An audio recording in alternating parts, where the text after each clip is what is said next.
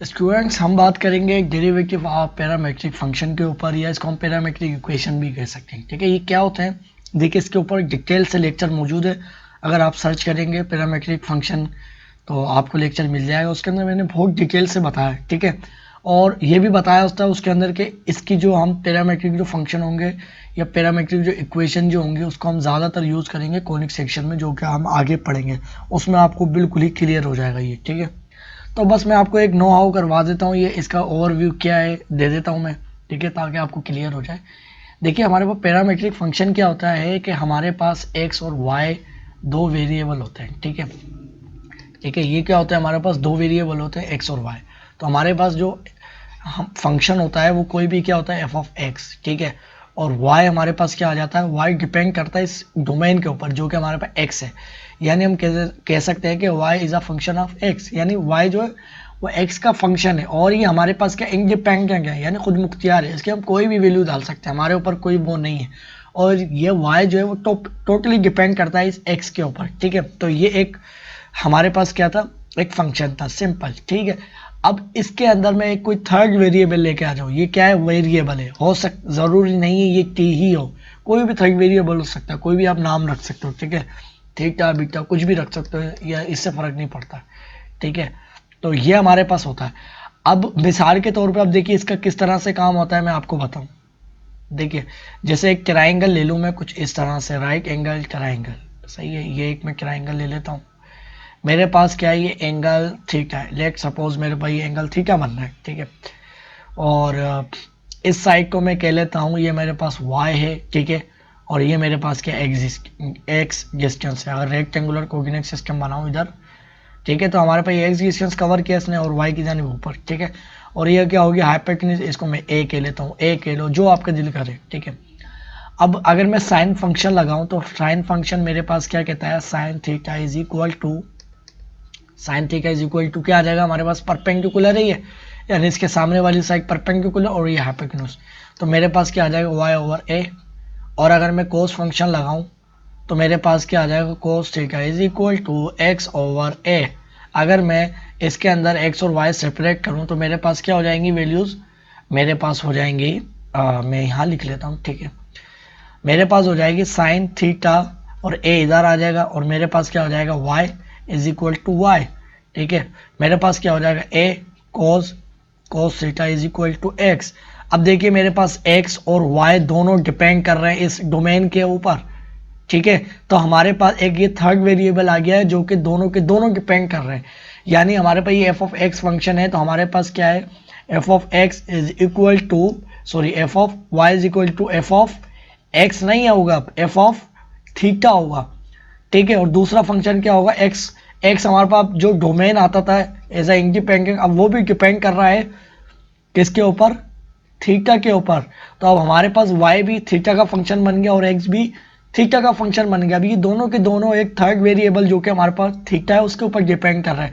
अब मैं कोई भी इसके ऊपर वैल्यू डालूंगा, ठीक है, और जो भी वैल्यू आएगी तो मुझे उस जाहिर, अब ये थीटा जो रखूंगा मैं, थीटा तो एक ही है ना दोनों के अंदर। अगर मैं 30 डिग्री रखता हूं तो दोनों के अंदर 30 डिग्री जब डालूंगा तो मुझे उस 30 डिग्री एक ही डोमेन के ऊपर दो वैल्यूज मिलेंगी अलग अलग फंक्शन के ऊपर। तो वो मुझे क्या कर रहा है? एक्स की भी वैल्यू निकाल के दे रहा है और एक्स और वाई दोनों की वैल्यू निकाल के दे रहा है। ठीक है, तो देखिए हमारा काम कितना आसान हुआ। तो इसका जो मजीद जो इस्तेमाल है हम और ज़्यादा मजीद पढ़ेंगे किस पे? जब कॉनिक सेक्शन पढ़ेंगे। ठीक है, बस इसका एक नो हाउ कर रहे थे, हम ओवरव्यू ले रहे थे। ठीक है, तो आपको देखिए क्लियर हो गई होगी बात यहाँ तक।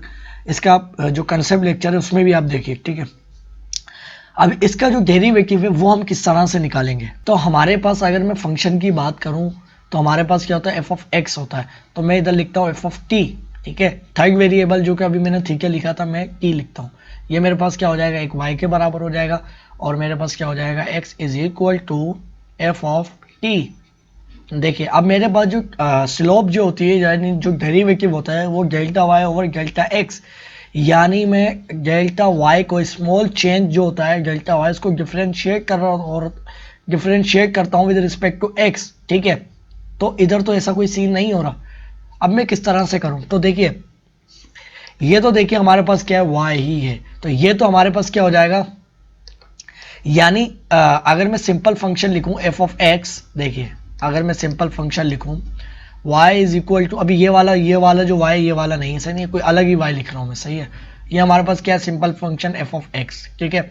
अब आपको पता है कि हम जैसी डिफरेंशिएशन करते हैं विद रिस्पेक्ट टू x, तो हमारे पास क्या होता है, ये जो y होता है वो डिफरेंशिएट हो रहा होता है इस x के ऊपर, तो हमारे पास जो डेरिवेटिव होता है वो क्या होता है, वो डिफरेंशिएट हो रहा होता है विद रिस्पेक्ट टू x।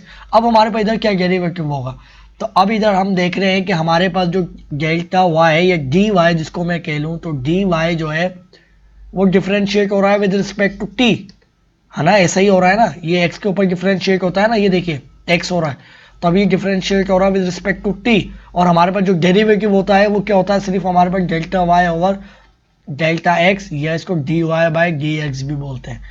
हमें तो ये चीज़ चाहिए, सही है ना, ये चीज़ तो आ ही नहीं रही, इधर तो हमारे पास ये चीज़ से डिफरेंशिएट हो रहा है, ठीक है, और हमारे पास क्या हो रहा है, इधर ये डिफरेंशिएट हो रहा है, ये डिफरेंशिएट हो रहा है x, यानी मैं लिख सकता हूँ x डिफरेंशिएट हो रहा है विद रिस्पेक्ट टू dt।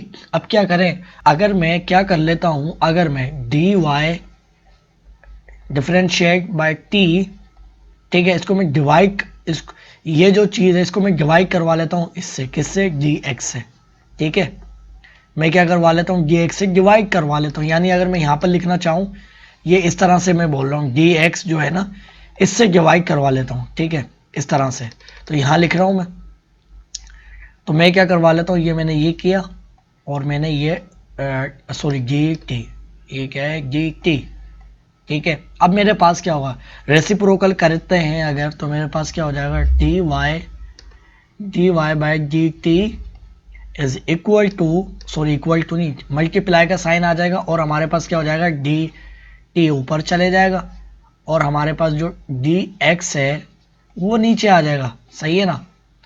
अब देखिए, अब इधर आपको क्या नज़र आ रहा है, इसको भी ब्रेकिंग में भले नहीं लिखते, ठीक है, ये हमारे पास अब आपको क्या नज़र आ रहा है कि dx जो है, अब देखिए मैंने डिवाइड करवाया तो ये देखिए कैंसिल आउट हो रहा है हमारे पास। हमने देखा कि अगर मैं इन दोनों को डिफरेंशिएट करके, ठीक है ना, डिवाइड करवा लूँ, ठीक है ना, इस तरह से, तो हमारे पास ये क्या आ रहा है, dy बाई dx ही आ रहा है ना, जो कि डेरिवेटिव होता है इस तरह से। तो अगर मेरे पास जो दोनों के जो फंक्शन है उनको मैं क्या कर लूँ आपस में, एक पहले फंक्शन को, y वाले फंक्शन को डिवाइड करवा लूँ किसके ऊपर, x वाले फंक्शन के ऊपर, तो हमारे पास एग्जैक्टली डेरिवेटिव निकल के आएगा। ये देखिए मैंने यही काम करा है ना, हमारे पास क्या था, हमारे पास जो y फंक्शन था वो x के ऊपर डिपेंड कर रहा था, ठीक है, सिंपल फंक्शन जो होते हैं, मगर अब हमारे पास क्या था कि y भी t के ऊपर डिपेंड कर रहा था और x भी t के ऊपर डिपेंड कर रहा था, तो डेरिवेटिव भी इस तरह से ही होगा कि y dy बाई dt होगा और dx बाई dt होगा, ठीक है। तो मुझे तो चाहे था स्लोप के लिए, आपको पता है वो ये चीज़ होती है, सही ना, मुझे तो dy बाई dx चाहे था, तो मैंने क्या करा कि ये वाली चीज़ जो है ना इसको डिवाइड करवा ली, इसको डिवाइजर बना लिया और इसको डिवाइड करवा लिया इसके ऊपर, ठीक है, तो मेरे पास एग्जैक्टली dy बाई t आ गया। तो इसका मतलब है कि मैं दोनों के डेरिवेटिव को अगर डिवाइड करवा लूँ तो मेरे पास dy बाई dx यानी डेरिवेटिव आ जाएगा, ठीक है। तो अब देखिए इसी से लेकर मैं इसी को लेकर चलते हैं हम इसी कंसेप्ट को, और मैं एक प्रॉब्लम सॉल्व करता हूँ ताकि आपको बेहतर आइडिया हो जाए। अब देखिए हमने एक एग्जांपल लिए, फाइंड dy बाई dx यानी डेरिवेटिव हमने निकालना है किसका, व्हेन हमारे पास जो x is equal to a cos t, y is equal to b sin t, ठीक है। अब ये हमारे पास कोई कांस्टेंट है, ठीक है, याद रहे ये दोनों क्या है, कोई कांस्टेंट है। देखिए हमारे पास x और y जो है वो थर्ड वेरिएबल यानी इस t के ऊपर डिपेंड कर रहा है। अब देखिए कोस इसके साथ लिखा हुआ है तो ये समझ लो ये हमारे पास क्या है, एक वो है एंगल है, ठीक है ना, एंगल ही होता है। और देखो यहाँ पर लिखा हुआ भी है, ये हमारे पास दोनों आ गया साइन टी, और where t belongs to pi by 2 और 0 टू पाई बाई 2, यानी ये हमारे पास 0 से लेके पाई बाई 2 तक है, ठीक है।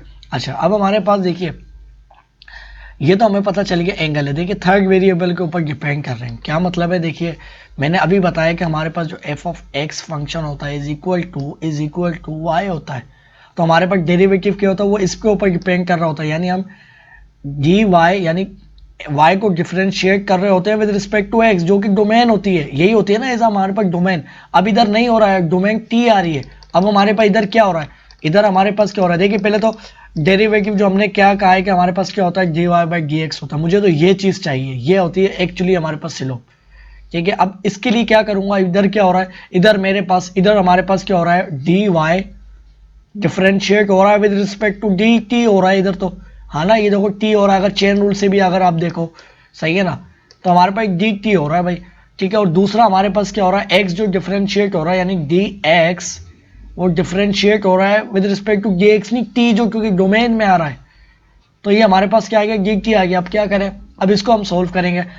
अब मैंने ये बात करी थी, तो अगर मुझे d Y by D x चाहिए तो मुझे क्या करना पड़ेगा, अगर इस चीज़ को मैं इससे डिवाइड करवा लूँ तो मेरे पास क्या हो जाएगा, डी वाई डी टी, ठीक है। और ये हमारे पास क्या हो रहा है, डी एक्स, और क्या हो जाएगा, डी टी, रेसिप्रोकल होगा, क्या हो जाएगा, डी टी ऊपर आ जाएगा, तो हमारे पास क्या हो जाएगा, डी टी ऊपर आ जाएगा, सही है ना, और डी एक्स नीचे आ जाएगा। तो अभी हमने क्या देखा, हमने देखा कि अगर हमारे पास कुछ इस तरह से पैरामीट्रिक फंक्शन होंगे तो हम उसका, जैसे इसका डेरिवेटिव निकाल लें, ठीक है। डेरिवेटिव हो रहा है ना, देखिए डी वाई, इसको डी वाई को डिफरेंशिएट कर रहे हैं with respect to t, d x को डिफरेंशिएट कर रहे हैं विद रिस्पेक्ट टू टी, इसका डेरिवेटिव निकाल के अगर मैं डिवाइड करवा लूँ, ठीक है ना, तो मेरे पास actually D Y by D X आ जाएगा। ये देखिए इस तरह से D Y by D X ही आ रहा है ना, तो ये इस तरह से मैं कर सकता हूँ। अब देखिए किस तरह से करेंगे, बिल्कुल यही प्रोसेस लेके चल रहा है, बल्कि इसको याले पहले प्रोसेस को मैं लिख देता हूँ। अगर मैं ये डी वाई डी टी जो है ना, सॉरी डी टी, और इसको मैं अगर इसका डिवाइड करवा लूँ इस तरह से, बल्कि यहाँ नहीं करता हूँ, यहाँ पर ही लिख लेता हूँ, ठीक है। एक डी टी है और इसको मैं डिवाइड करवा रहा हूँ इससे, तो ये हमारे पास क्या हो जाएगा, D x times D T, तो ये देखिए डायरेक्टली ऐसे कैंसिल आउट हो जाएगा, तो हमारे पास सिर्फ क्या बचेगा, डी वाई। वो कैसे होता है अभी मैंने आपको बता चुका हूँ, ठीक है। तो ये डी एक्स आ गई, तो बिल्कुल यही प्रोसेस लेके चलना है। हमारे पास क्या है, हमारे पास उसने कहा है कि x को डिफरेंशिएट करना है, तो अब हमारे पास क्या है, ये दो फंक्शन आए हुए हैं, ठीक है। सिंपल यही चीज़ लेके चलनी है, तो y वाली चीज़ क्या है, तो y वाली ये चीज़ है, ठीक है कि ना। तो ये y जो है डी वाई हमारे पास क्या है, ये लिखा हुआ है, तो हमारे पास क्या है, b और साइन टी डिफरेंशिएट हो रहा है with respect to d t is equal to, अब ये किसके बराबर आएगा, देखिए हमने चेन रूल और बाकी हम जब चीज़ें पढ़ते हुए आए हैं उसके अंदर हमने ये देखा कि हमारे पास जब साइन, हमारे पास क्या होता है, एफ ऑफ एक्स होता है, ठीक है। हमारे पास क्या होता है, एफ ऑफ एक्स फंक्शन होता है इज इक्वल टू वाई होता है, सही है। और हमने देखा कि अगर मेरे पास ये साइन होता है तो ये एक्स होता है, यानी डोमेन होती है। हमारे पास ओवरऑल जो वाई होता है वो इसके ऊपर डिपेंड कर रहा होता है। तो हम जब डिफ्रेंसिएशन करते हैं इसकी वाई की, इस फंक्शन की साइन एक्स की विद रिस्पेक्ट टू किसके करते हैं, डी एक्स के, तो हमारे पास जब इसकी डोमेन जो आ रही होती है उसी के रिस्पेक्ट में जब हमारे पास हम उसको डिफरेंशिएट करते हैं, जब जाके हमारे पास क्या आता है, कोज आता है, कोज एक्स। तो इधर भी देखिए वही हो रहा है, ऑटोमेटिकली हमारे पास जो वाई था वो किसके बराबर था, बी साइन टी के। तो हमारे पास ये उसके अंदर जो डोमेन आ रही है वो उसी के रिस्पेक्ट में डिफरेंशिएट हो रही है। तो हमारे पास इसका जो डेरिवेटिव हमने निकाला था साइन फंक्शन का वही आएगा, बस ये जो टी जो डोमेन में या इसका जो एंगल है वही आ जाएगा साथ में, ठीक है। हमारे पास सिंपल वही चीज़ आएगी। तो हमारे पास क्या हो जाएगा इसका डेरिवेटिव, हमारे पास देखिए आपको पता है कि ये हमारे पास बी है, कांस्टेंट है, तो बी का डेरिवेटिव नहीं होता तो बी बाहर आ जाता है, यानी कांस्टेंट बाहर आ जाता है, तो डेरिवेटिव सिर्फ इसी चीज़ का होगा। तो इस चीज़ का जो डेरिवेटिव आ जाएगा वो क्या आ जाएगा, कोज क्या आएगा हमारे पास, कोस टी, ठीक है। यह चीज़ आ गई। अब हमारे पास अगर मैं कलर चेंज कर लूँ, मेरे पास डी, ठीक है, और मेरे पास अब क्या है, अब मैं एक्स वाला फंक्शन लेता हूँ, ठीक है ना। इधर जो अगर मैं लिख दूँ, इधर मैंने क्या करा है, डी वाई को डिफरेंशिएट करा है, ठीक है ना, डी वाई बाय, इधर अगर मैं लिख दूँ d Y by d t किया है, ठीक है। इधर मैं क्या कर रहा हूँ, डी एक्स कर रहा हूँ with respect to d t, है ना, ऐसे ही है ना। ये देखिए ये हमारे पास जो एक्स फंक्शन है वो किसके पास जा रहा है, टी के पास जा रहा है, ठीक है। तो ये मैं क्या कर रहा हूँ, डी एक्स किसके बराबर है, एक्स हमारे पास ए कोज, देखिए डिफरेंशिएशन होगी तो ए, ये कांस्टेंट बाहर आ जाएगा, ये कांस्टेंट है, ठीक है ना। टी हमारे पास ऐसा एंगल आ रहा है, क्योंकि ये एंगल के साथ है तो इसका मतलब इंप्लाइज है वो एंगल है।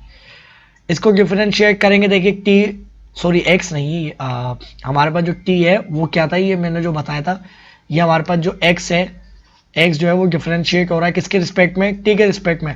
और ये सॉरी एक्स मैंने ये गलत लिखा है, ये मैंने गलत लिखा है। ये देखिए हमारे पास जो फंक्शन था ये एक्स किसके पास जा रहा है, टी के पास जा रहा है, तो ये टी है, सॉरी ये टी था, सही है ना, अब सही है।